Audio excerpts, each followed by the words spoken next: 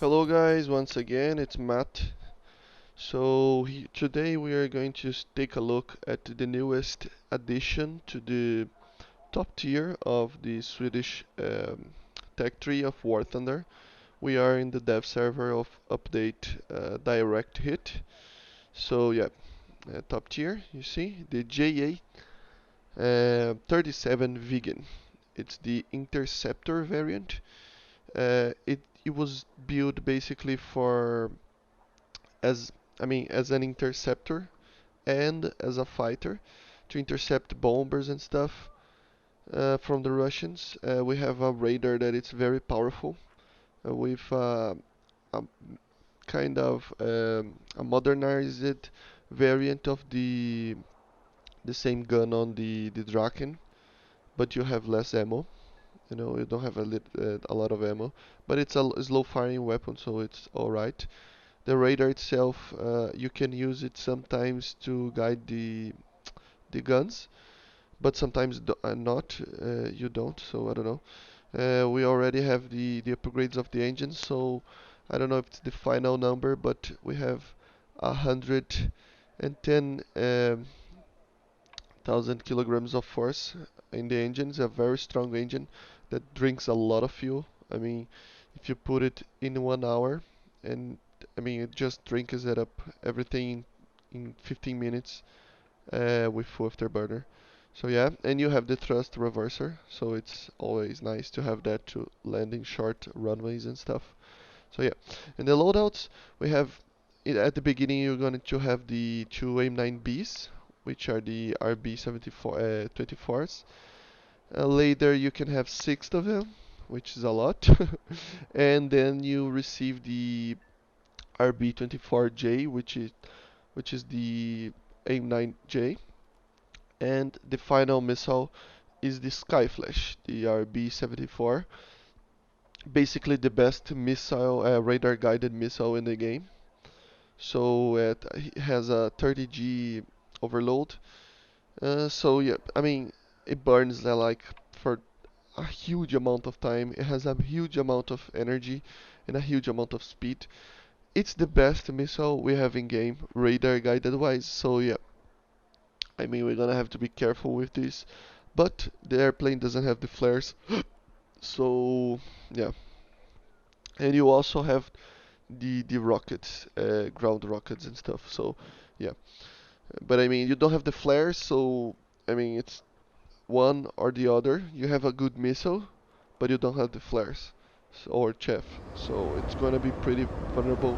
But anyway, here we can see we are testing the AIM-9J, just a normal missile, you can slave with the radar as any other AIM-9J. It's basically the same.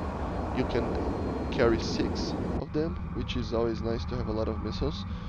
But I advise to use the sky flashes with four of these. We have inside the cockpit we have a very good inertial navigation system probably or something like that, which is always nice for sim battles. So yeah, you can see it's a very beautiful cockpit that we see in the game. So yeah, it's a very good aircraft, very beautiful aircraft, very weird aircraft actually. So yeah, so I'm going to try to lock the MiG with the sky flash. As you can see, the radar right now doesn't have the pulse Doppler mode. I thought it would have, but apparently don't. It doesn't. So yeah, I think it's just not going to be OP just because of that. If it doesn't get the PD, because as you can see, you cannot actually fire at low altitude the sky flash, even though it's a very, very good missile, a great missile. But anyway, so I had to climb to actually shoot the sky flash here. So yeah, so a normal semi-active missile radar. You can actually just fire many of them. Many of them, no, two of them like very simultaneously. So that's very good. Has a very long range and a very fast missile. It's like Mach 4. So yeah.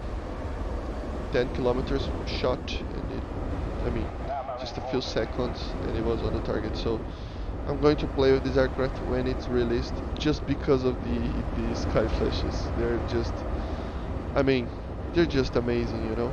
The best missile in the game, as I said, radar guided. So yeah, that's going to be fun to play around a little bit and try to intercept and fly high. I mean, you have the RWR, which is going to help you in BVR engagements, but even, I mean, without the flares and chaff, it's a little bit harder. So yeah, here is another example of how quick this missile can travel and how good it is. I'm at 11 kilometers, almost a side aspect shot, very slow speed on my aircraft, and the missile just accelerates forever and turns amazingly. So it's really an amazing missile. I mean, I don't know what Gaijin was thinking adding this missile without any competition. We're going to see when the patch drops. I mean, we could see, I mean, R24s maybe, or a new version of the M7, the F, I don't know. But I mean, then I think about it. I mean, the reason that these aircraft have these capabilities probably just because it doesn't have the flares and chaff. So they, I mean, it's just two missiles, two sky flashes. So it's probably not gonna be OP just because the aircraft itself is gonna end up. I mean, it's not gonna survive a lot.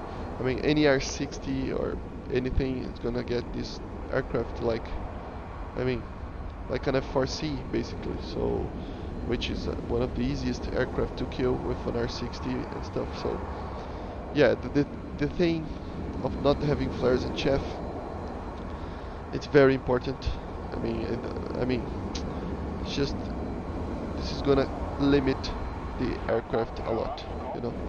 But you have these missiles, so if you are on the offensive, you have a huge advantage on the enemy. Very fast aircraft, turns well, just likes um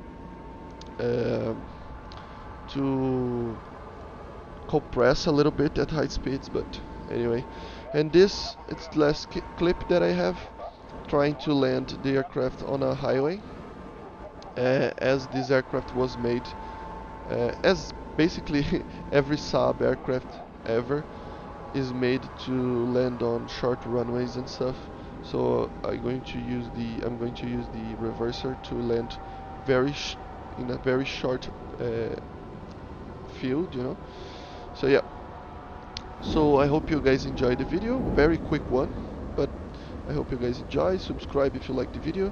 Make sure to see all the other content that I've done and that I'm going to do on the dev server and War Thunder.